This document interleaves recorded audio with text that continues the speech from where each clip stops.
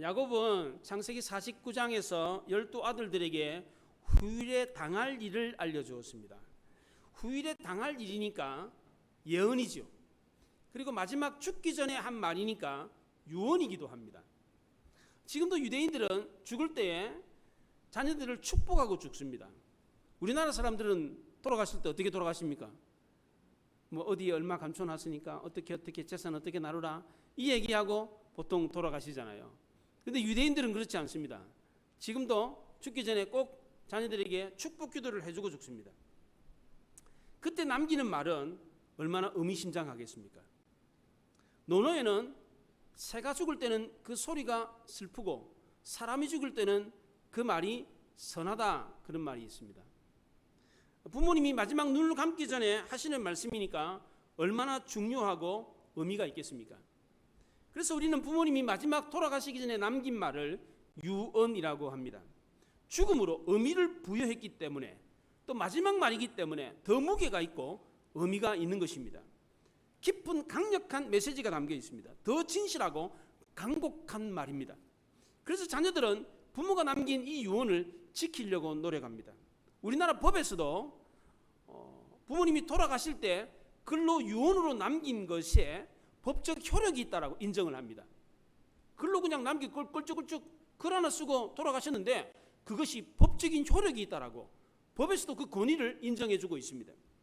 죽음이라는 무게로 꼭 당부하고 싶은 말을 남긴 것이 유언입니다.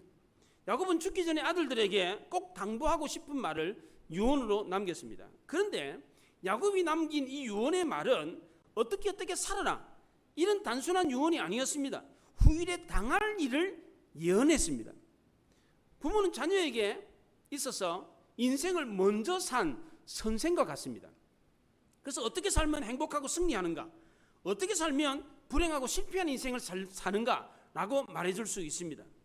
부모는 자녀를 가장 잘 알기 때문에 그 자녀에게 가장 필요한 말을 아주 적절하게 말해줄 수가 있습니다. 게다가 부모는 세상 어느 누구보다도 자식을 제일 사랑하기 때문에 자녀에게 꼭 필요한 말을 해줄 수가 있습니다. 그러니까 부모가 자식에게 남긴 마지막 말은 그 어느 말보다 그 누구의 말보다도 더 중요하고 더 귀하고 소중한 것입니다. 그런데 야곱은 그의 아들들에게 다 좋은 말, 축복의 말을 해준 게 아니었습니다. 저주의 말을 하기도 했습니다. 그래서 어떤 아들은 축복을, 어떤 아들은 저주의 말을 들었어요. 이 축복과 저주가 갈려진 기준은 아들들의 행위였습니다. 아들들의 삶을 보고 축복을 하기도 하고 저주를 하기도 했습니다. 야곱의 입장에서는 아들들에게 저주도 하고 축복도 했지만 하나님의 입장에서는 그 모든 말이 다 축복이었습니다. 오늘 28절에 보면 그들이 이스라엘의 12지파라 이와 같이 그들의 아버지가 그들에게 말하고 그들에게 축복하였으니 곧 그들 각 사람의 분량대로 축복하였더라. 야곱이 아들들에게 축복했다 이렇게 말을 합니다. 단순히 물질적인 축복만 준 것이 아니라는 겁니다. 이게 야곱은 아들들에게 축복하면서 하나님의 섭리와 계획에 대해서 알려주었습니다. 야곱은 단지파를 축복하고 갓지파를 축복하기 전에 18절에 이렇게 말합니다. 18절에 보십시오. 18절에 여호와여 나는 주의 구원을 기다리나이다. 축복을 하다가 갑자기 하나님께 기도를 합니다. 하나님 나는 주의 구원을 기다립니다. 이렇게 말을 했어요. 야곱이 이렇게 말했던 이유는 하나님이 자기 아들들을 통해서 하나님 나라를 이루실 것을 알았기 때문입니다. 비록 아들들이 범죄하고 실패할 것이지만 그래도 하나님이 아들들을 통해서 만들어질 이 나라를 버리지 마시고 구원해 줄 것이다 라고 믿었습니다. 그래서 야곱은 죽기 전에 12아들들을 불러 모았습니다. 2절에 보면 너희는 들으라, 모여 들으라. 야곱의 아들들아 너희 아버지 이스라엘에게 들을지어다. 들으라 라는 말을 2번 했습니다. 2번 했다는 말은 히브리에서 반복 2번 했다는 말은 뭐예요? 강조했다는 겁니다. 들으라 들으라 강조해서 말을 했습니다. 여기 들으라는 말은 단순히 듣기만 하라 이런 뜻이 아닙니다. 듣고 깨달아 행하라 쉐마 명령입니다. 신명기 6장 3절에 유명한 쉐마의 말씀이 나옵니다. 이스라엘아 듣고 삼가 그것을 행하라 그리하면 복을 받고 크게 번성하리라 이렇게 말을 했습니다. 그냥 듣는 게 아닙니다. 듣고 깨달아서 그걸 행하라 준행하라 이렇게 명령을 한 것입니다. 야곱은 아들들에게 내 아버지 이스라엘에게 들을지어다 이렇게 말을 했습니다. 특별히 하나님이 자기에게 준 이름 이스라엘이라고 하는 이름을 거명했던 이유는 후일에 이 12아들들을 통해서 이스라엘이라는 나라를 만들게 될 것이었기 때문입니다. 야곱은 이 임종을 앞두고 이런 나라들을 만들게 될 자녀들에게 축복의 말을 남겼습니다. 그런데 야곱이 처음 했던 이 말은 축복의 말이 아니라 심판과 경고의 말이었습니다. 그 이유는 야곱은 심은 대로 거둔다라고 하는 이 원리대로 축복을 했기 때문입니다. 선한 씨를 뿌려서 심으면 좋은 열매를 맺고 악한 씨를 뿌리면 나쁜 열매를 맺는, 심은 대로 거두는 이 원리대로 축복을 하다 보니까 어떤 자식에게는 축복의 말을, 어떤 자식에게는 저주의 말을 할 수밖에 없었던 겁니다. 지금 야곱의 말을 듣는 아들들은 12명이 다 함께 아버지 말을 들었습니다. 한 명씩 아버지 방에 들어가지고 축복받고 나가고 축복받고 나가고 이런 게 아니에요. 아들 들으라 그랬어요. 모든 아들들이 다 한꺼번에 앉아가지고 아버지가 하는 이 축복과 저주의 말을 들었습니다. 누구는 저주의 말을, 누구는 축복의 말을 들었습니다. 아버지가 한 사람 한 사람에게 말을 해줬는데 아들들은 그 아버지의 말을 듣고 어떤 생각을 했겠습니까? 먼저 아버지가 루벤과 시몬과 레위에게 저주의 말을 하셨을 때 아들들은 어떤 생각을 했겠습니까? 휴, 다행이다. 나는 저주의 말을 안 들었어. 이 저주의 말을 들은 형제에 대해서 안 좋은 생각, 부정적인 생각을 가졌겠습니까? 저 형제가 나쁜 기질을 갖고 있다는 것을 역시 아버지가 잘 알고 계시네. 그러면서 다른 형제를 정죄했겠습니까? 그렇지 않습니다. 개개인의 장점과 단점을 다 들으면서 그런 성향이 각자에게 조금씩, 아니 어떤 형제에게는 많이 있다는 것을 깨달았습니다. 장점은 서로 본받고 약점에 대해서는 비판하고 정죄할 것이 아니라 서로 격려해주고 도와주라는 뜻에서 아버지의 말을 들었습니다. 또 훗날 아버지가 한 말이 실제로 다 성취되는 것을 보면서 나에게 한 말도 성취되겠구나 라는 사실을 알았습니다. 먼저 야곱은 레아의 6명의 아들들을 먼저 축복했습니다. 그 첫 번째 루벤을 먼저 축복을 했습니다. 루벤은 아버지로부터 이 축복의 말이 아니라 저주의 말을 들었습니다. 3절에 보시면 루벤아 너는 내 장자요 내 능력이요 내 기력의 시작이라 위풍이 월등하고 권능이 탁월하다 마는 이렇게 했습니다. 루벤, 이 보라 아들이라는 뜻입니다. 누는 보다, 베는 아들이라는 뜻입니다. 보라 아들 이런 뜻입니다. 루벤의 어머니 레아는 남편 야곱에게 사랑을 받지 못했습니다. 야곱이 사랑해서 결혼하려고 했던 아내는 레아가 아니고 라헬이었습니다. 이 레아의 아버지 라반은 우리 동네는 언니를 시집 안 보내고 동생을 시집을 보내는 방법 예가 없다. 그렇게 해서 이 야곱이 사랑했던 라헬이 아니라 레아를 첫날 밤에 줬어요. 야곱이 결혼식을 하고 술을 마시고 첫날 밤을 보냈는데 아침에 눈 뜨고 보니까 자기가 사랑했던 예쁜 아가씨 라헬이 아니고 레아였어요. 얼마나 황당했습니까? 삼촌한테 찾아가지고 따졌더니 삼촌이 그래요. 우리 동네는 그런 법이 없다. 언니를 시집 안 보냈는데 동생을 시집 보낸 적이 없었어. 그래서 먼저 언니를 너한테 준 거다.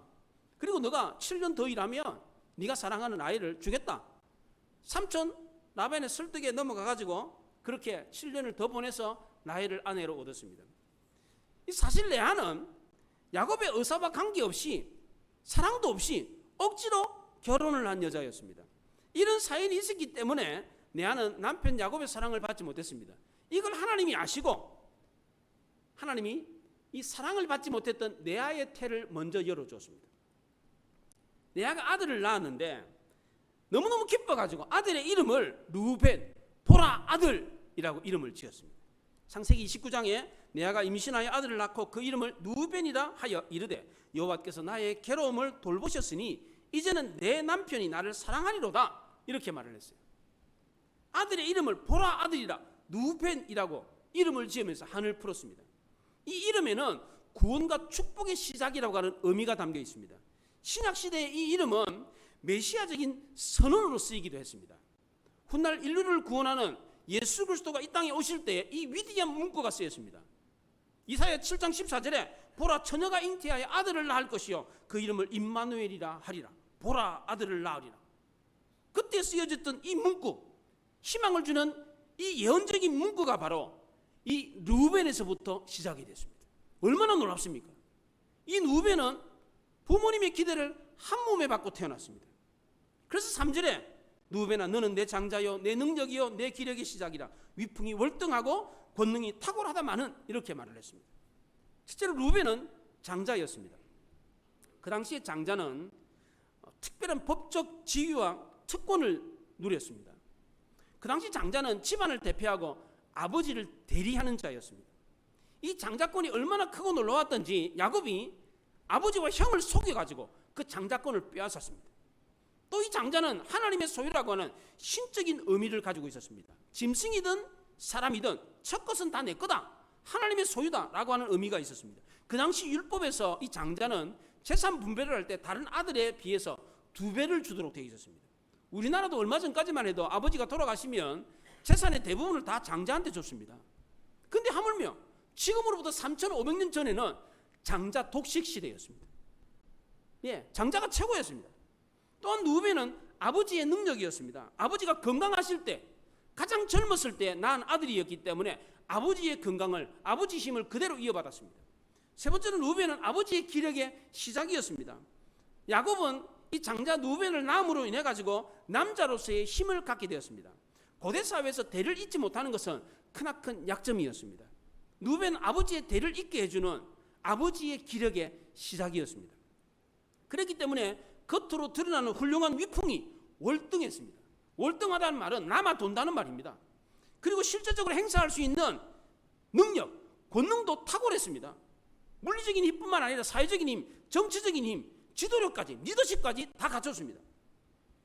외모로 봤을 때도 출중하고 실질적인 힘도 막강했습니다. 이런 누벤에게 다른 형제들에 비해서 2배를 주는 것, 특권을 주는 것은 어쩌면 당연해 보였습니다. 그런데 이런 누벤이 축복이 아니라 저주를 받았습니다. 그 이유가 무엇입니까? 누벤이 갖고 있는 이 모든 장점을 물거품으로 만들어버리는 치명적인 흠이 있었기 때문입니다. 4절에 보시면 물의 끓음 같았은즉 너는 탁월하지 못하리니 내가 아버지의 침상에 올라 더럽혔음이로다. 그가 내 침상에 올랐었도다. 물의 끓음과 같은 기질 때문에 아버지의 침상을 더럽혔습니다. 그리고 야곱이 그가 내 침상에 올랐었도다. 너가 하다가 그가 이렇게 말을 했어요.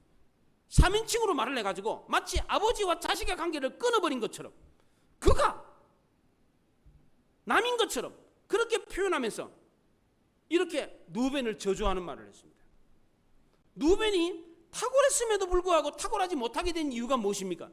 2가지로 말합니다. 첫째는 누벤의 기질이 물의 끓음 같았기 때문입니다.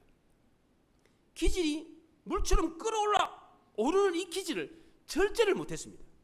불처럼 타오르는 이 정욕을 주체를 못했습니다. 성질이 아주 충동적이고 급했습니다. 물 주전자에 물이 막 끓어가지고 부글부글 끓어오르는 것처럼 넘쳐 흘렀어요. 이사야 57장에 보면 악인은 평안함을 얻지 못하니 그 물이 요동하는 바다와 같다 그랬습니다. 아무것도 아닌 일을 가지고 쉽게 흥분해가지고 흥분하면 어떻게 됩니까? 죄를 짓게 되어 있습니다. 그러니까 악인이 되는 거예요. 예. 악인이 그냥 악인이 되는 게 아니에요. 자기가 가지고 있는 감정을 주체를 못해가지고 그냥 벌컥 그냥 화를 내고 그 행동에 옮겨버리고 그래서 결국 죄를 보면서 악인이 되는 겁니다. 남들보다 더 좋은 조건을 가졌음에도 불구하고 탁월하지 못한 사람에 대한 이야기가 성경에 종종 나옵니다. 처음 시작은 좋았는데 끝이 안 좋은 사람, 가인, 이스마엘, 에서, 삼손 같은 사람입니다. 대표적으로 삼손이 대표적인 인물 아닙니까? 모든 사람의 기대를 한 몸에 받고 태어났습니다. 힘이 장사였습니다. 힘만 좋은 게 아니라 머리까지 좋았습니다. 성경에 수수께끼가 딱 하나 나오는데 이 수수께끼를 아무도 못 풀었습니다. 그만큼 똑똑했습니다. 삼손은 이 뜻이 작은 태양, 리들 선이라는 뜻입니다. 이 태양이 자기 정욕을 주체하지 못해가지고 밤이라는 뜻의 들리라를 만나가지고 인생 망쳤어요. 예. 태양이면 뭐합니까? 밤을 만났는데 예. 자기 기질을 절제를 못해가지고 인생을 망쳐버렸습니다. 이 기질은 타고난 성품이라고 합니다. 그럼 못 고치는 겁니까? 태어날 때부터 갖고 있는 성품이니까 바꿀 수 없습니까? 나는 본래부터 기질이 이래, 그래서 어쩔 수 없어, 이렇게 자기 합리화를 하는 사람이 있습니다. 기질 탓하면서 아무것도 바꾸지 않으려고 하는 사람은 아무것도 이루지를 못합니다. 이 기질이 하나님과 사람 앞에 잘못된 것이라면 바꿔야 됩니다. 또 바꿀 수 있어요. 성질이 괄괄하고 아주 활달한 사람은 전도를 아주 잘합니다. 말을 잘하고 부침성이 있어가지고 누구든지 만나면 친구가 되는 사람이 있습니다. 그런데 이런 좋은 기질을 가지고 있는 사람이 잘못 사용하면 다른 사람들에게 상처를 줄 수 있습니다. 말로 상처를 주고 행동으로 상처를 줍니다. 말이 많아가지고 이 말 저 말 엉기문이 내가지고 말로 인해 가지고 상처를 줍니다. 급하게 행동을 해요. 뭐든지 막 빨리빨리 해. 뭐든지 막 하면 바로 해. 바로. 그래가지고 남의 마음을 헤아리지 못하고 행동하는 경우가 있어요. 상대방은 생각지도 않았는데 벌써 일을 저질러 놨어. 벌써. 이러면 문제인 거예요. 근데 자기는 아무렇지 않게 생각해요. 뭘 그런 것 가지고 그러냐. 이럽니다. 이게 문제예요. 이게. 또 교회 안에는 소심하고 조용한 사람들이 있습니다. 대표적으로 성경에 나오는 바나바 같은 사람입니다. 바나바는 권고하고 위로하다라고 하는 권위자라고 하는 별명을 가지고 있었습니다. 이 사람은 교회에 처음 들어오는 사람들에게 가까이 다가가서 위로하고 건면해주는, 품고 안아주는 역할을 했습니다. 이런 좋은 성품으로 다른 사람들을 품고 안아주었을 때 교회에 변화가 일어났습니다. 그런데 이런 좋은 기질을 나쁘게 사용하는 사람이 있습니다. 그 소심한 성품 때문에 아무것도 안 합니다. 국이 끓든지 죽이 끓든지 아무 상관을 안 해요. 모든 일에 무관심합니다. 누가 오면 오나보다 가면 가나보다 그냥 관심이 없어요. 나도 너에게 상관하지 않을 테니까 너도 나에게 상관하지 마라. 그래 교회 왔다가 그냥 가는 사람. 아무 말도 안 하고 왔다가 가고 아무것도 안 해. 아무하고도 관계를 맺기 싫어. 말도 섞기 싫어. 이런 사람이 있어요. 이게 사회입니까? 이게 교회입니까? 버스나 지하철 탄 거하고 뭐가 다를 바가 뭐 있습니까? 버스 타가지고 가만히 있다가 내리잖아요. 지하철 타고 가만히 있다가 혼자서 스마트폰 이렇게 깔짝깔짝 하다가 내리잖아요. 그거하고 다를 바가 뭐가 있어요? 내 기질을 다듬지 않으면 아무리 좋은 성품이라고 할지라도 최악의 성품이 될 수가 있습니다. 누베는 물이 끓어오른 것 같은 불이 타는 이 기질을 그냥 방치해 둬버렸습니다. 절제를 하지 않았어요. 그래서 결과적으로 어떻게 됐습니까? 아버지 아내 비라와 동침하는 죄를 범했습니다. 또 하나 누벤이 탁월하고 월등했음에도 불구하고 탁월하지 못하게 된 이유는 결국 아버지의 아내 서모피라와 동침을 했기 때문입니다. 누벤이 자기 기질을 절제하지 못해서 범한 죄가 아버지의 아내 피라와 동침한 거 이거 하나뿐이겠습니까? 그렇습니까? 그 엄청난 죄를 지은 사람이 다른 죄는 안 지었겠습니까? 도둑질하고 살인하는 사람은 다른 죄는 저지르지 않습니까? 욕하고 때리고 행패 부리고 이런 거 안 합니까? 살인만 딱 저지릅니까? 도둑질 그거만 딱 합니까? 그렇지 않습니다. 죄는 범하면 범할수록 커집니다. 어느 날 갑자기 살인자가 되는 게 아닙니다. 어느 날 갑자기 물건을 훔치고 폭행하고 살인하는 거 그런 거 없습니다. 남의 물건을 훔친 적이 없는 사람은요, 남의 물건을 훔치려고 손을 내밀어도요, 이 손이 떨려서 못해요. 손을 떨려. 물건을 훔쳐본 적이 없어요. 도둑질을 안 해본 사람은요, 도둑질하고 손만 내밀어도 손이 떨려서 이게 안 돼요. 이게 담을 넘으려고 그래도 발이 떨려서 담이 안 넘어가. 이 담을 못 넘어요. 안 해보셨나 여러분들? 안 해보셨나? 평소에 도둑질 안 하는 사람 도둑질을 못해요. 네. 이게 남을 모함하고 거짓말하는 사람도 해본 사람이 더 잘합니다. 누베는 자기의 잘못된 기질을 타고난 것으로 합리화하고 절제를 안 했어요. 그 결과로 결국 돌이킬 수 없는 인생의 오점을 남기고 말았습니다. 창세기 35장에 이스라엘이 그 땅에 거주할 때에 누벤이 가서 그 아내 아버지의 첩 비라와 동침하며 이스라엘이 이를 들었더라 그랬어요.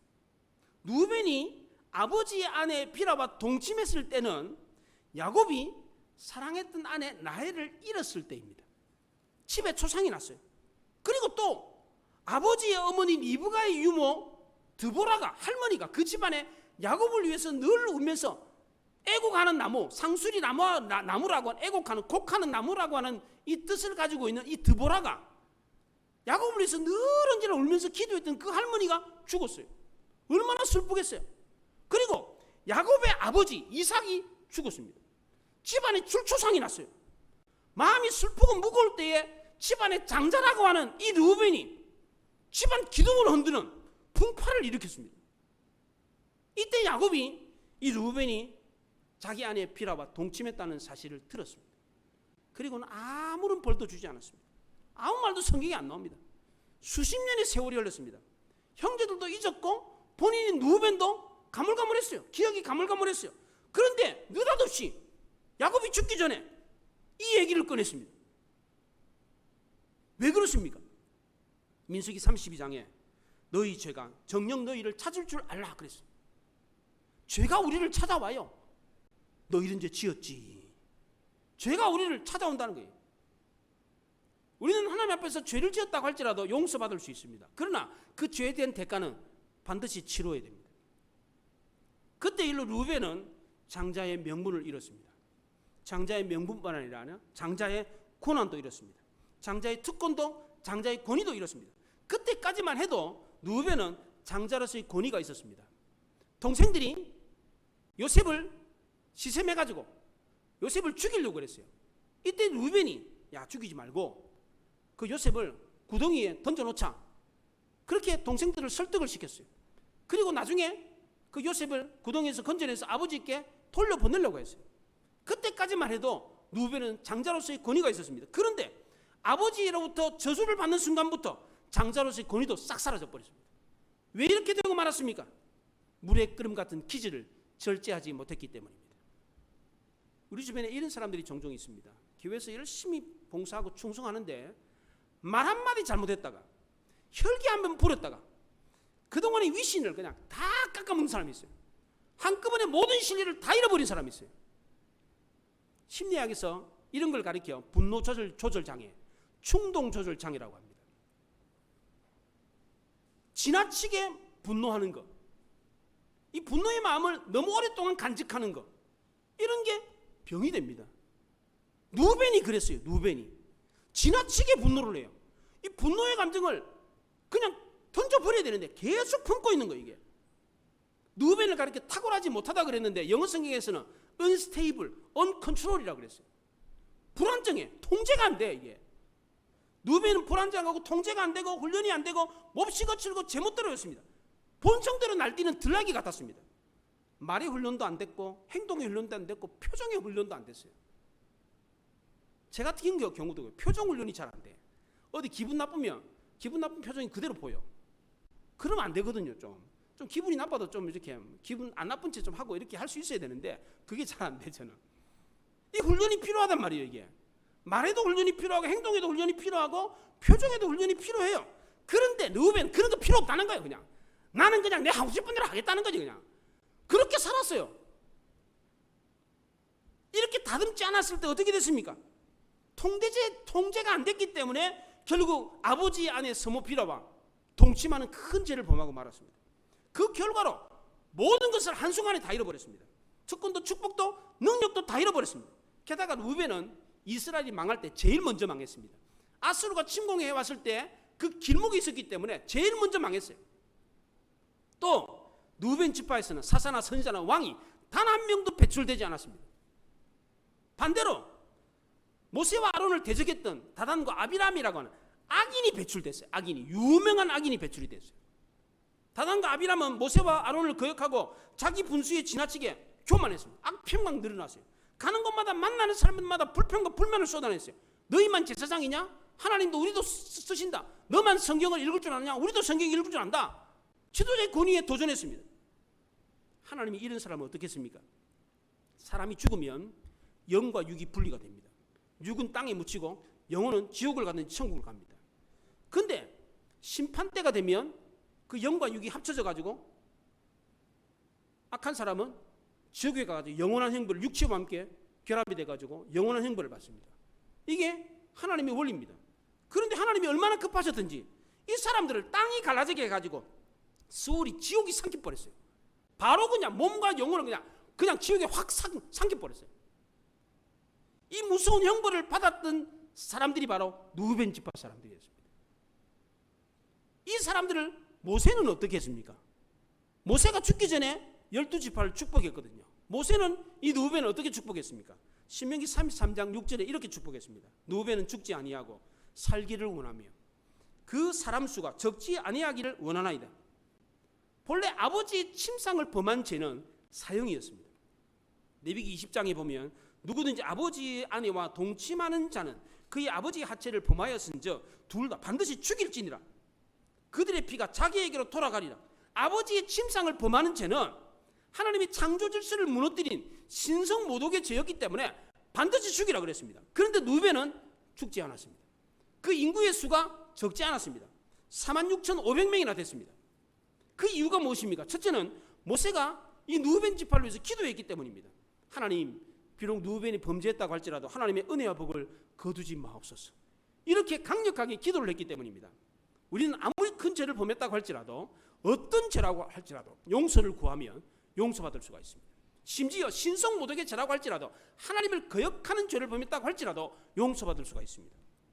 또 하나, 이 큰 죄를 범했는데도 불구하고 르우벤이 용서받을 수 있었던 이유는 하나님이 그에게 은혜를 베푸셨기 때문입니다. 그 증거가 바로 대제사장이 가슴에 차고 있는 흉배입니다. 흉배. 이 흉배에 이 에봇이라고 하는 제사장이 입는 의복이 있어요. 이 의복의 흉배에 이 금이 보석이 세 줄, 이렇게 세 개씩 네 줄로 이렇게 박혀 있어요. 이 12개의 보석은 이스라엘 지파를 뜻하는 것입니다. 이 대제사장이 가슴에 이스라엘 지파를 품고 있어요. 이게 아무리 큰 죄를 범했다고 할지라도 대제사장이 12지파를 품고 있다는, 이 대제사장이 누구를 가리킵니까? 바로 예수 그리스도를 가리킵니다. 야곱은 12아들들을 축복하면서 훗날 하나님이 보내실 구원자를 통해서 이스라엘을 구원할 거다라는 것을 믿었습니다. 그래서 18절에 여호와여 나는 주의 구원을 기다리나이다 이렇게 말을 했습니다. 야곱의 축복은 12아들들의 미래를 알려주는 예언이기도 했지만 이 땅에 하나님 나라인 이스라엘을 구원할 한 구원자를 보내가지고 하나님의 백성들을 구원할 거다라고 하는 것을 예언한 것이기도 했습니다. 야곱이 12아들들을 축복하면서 왜 먼저 누벤과 시므온과 레위라고 하는 사람들을 저주했습니까? 축복의 말부터 하지 왜 저주의 말부터 했습니까? 물론 이 아들들이 죄를 저질렀기 때문이기도 하지만 더 큰 이유가 있기 때문입니다. 우리 모든 인간은 다 하나님 앞에서 저주받은 죄인이기 때문입니다. 야곱은 하나님을 떠나서 저주받은 사람들의 모습을 똑똑하게 보여주었습니다. 야곱의 아들들 중에 축복받은 사람이 있고 저주받은 사람이 있습니다. 그러면 이 야곱의 축복과 저주는 천국과 지옥으로 그대로 이어집니까? 이 땅에서 저주받은 사람은 다 지옥 가고 이 땅에서 축복받은 사람은 다 천국 갑니까?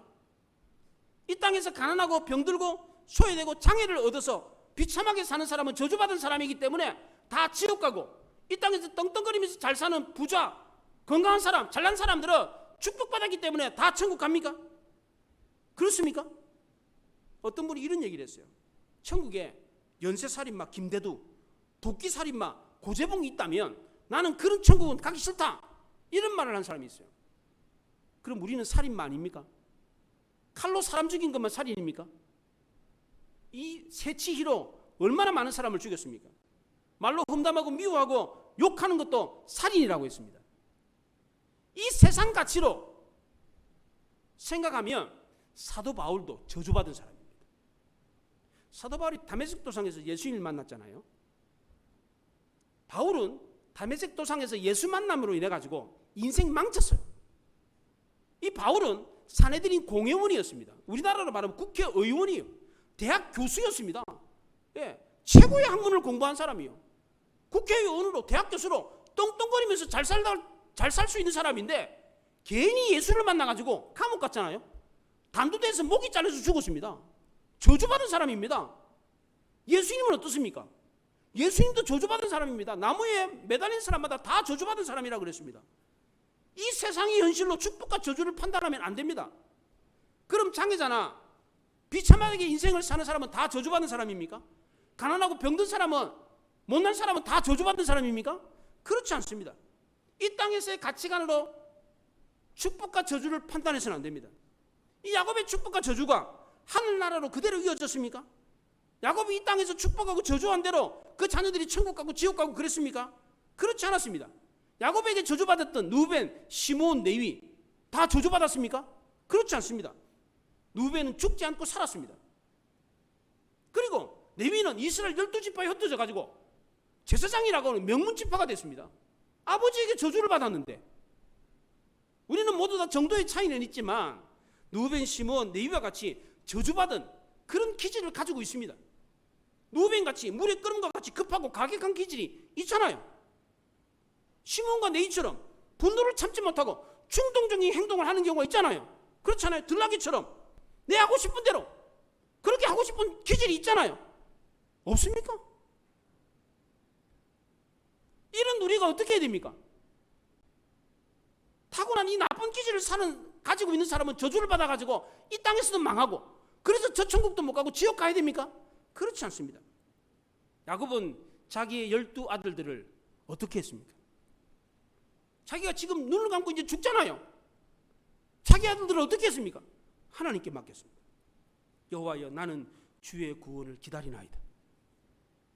야곱은 눈을 감기 전에 아들들의 구원을 하나님께 맡겼습니다. 들나귀처럼 고집이 세고 말도 안 듣는 아들, 물에 끓음과 같이 분노를 참지 못하는 충동적으로, 그래서 살인까지 저지르는 이런 아들들, 내가 감당이 안 됩니다. 하나님이 알아서 해주십시오. 하나님께 맡겼습니다. 우리 인생의 구원도 누구에게 맡겨야 됩니까? 하나님께 맡겨야 됩니다. 하나님, 내 인생을 하나님이 책임져 주십시오. 들나귀처럼 완고하고 고집센 이 고집을 하나님이 꺾어 주십시오. 분노를 참지 못하는 이 불같은 성미를 하나님이 잠재워 주십시오. 이렇게 하나님께 맡겨야 되는 것입니다. 하나님이 야곱을 통해서 들려주신 이 말씀을, 지금 들려준 이 말을 듣고 순종하는 아들이 있었는가 하면, 듣고서도 순종하지 않는 아들들이 있었습니다. 아버지 야곱이 하는 말을 듣고 순종했던 아들들은 저주를 받았음에도 불구하고 축복을 받은 아들들이 있었습니다. 반면에 축복을 받았는데도 불구하고 아버지의 말을 듣지 않아가지고 저주받은 인생을 산 아들들도 있었습니다. 이 아버지의 축복과 저주의 갈림길이 뭡니까? 뭐가 갈라놓았습니까? 순종 여부가 갈라놓았습니다. 하나님은 지금도 예수 그리스도를 통해서 우리를 저주의 길에서 축복의 길로 인도하고 계십니다. 이 말씀에 순종하는 자는 이 땅에서 삶이 어떤 모습이라고 할지라도, 지금 살고 있는 모습이 저주스러운 모습이라고 할지라도, 세상 사람들에게 손가락질 받는 그런 모습이라고 할지라도 순종하면 그 삶이 축복된 삶으로 변한다는 겁니다. 이런 야곱의 말에 순종해서 복을 받은 아들들처럼 우리도 하나님의 말씀을 듣고 순종함으로 복된 인생을 살 수 있기를 바랍니다. 하나님은 우리의 삶의 형편과 관계없이 가난하든 부하든 건강하든 병들었든 잘났든 못났든 이거 관계없이 우리 모두를 다 천국으로 인도하기를 원하십니다. 이것을 알고 하나님 말씀에 순종하는 사람은 하나님의 복된 길로, 축복의 길로 나아갈 수 있다는 것을 믿으시기 바랍니다. 우리의 기질을 하나님께 맡김으로 하나님이 성숙하게 하시는 이 성품으로 변화될 수 있기를 바랍니다. 예수 그리스도의 구속으로 구원의 길로 인도한다는 사실을 알고 우리 인생의 길을 하나님께 맡김으로 구원의 길, 복된 길로 나아갈 수 있기를 바랍니다. 기도하겠습니다. 말씀을 생각하며 기도합니다.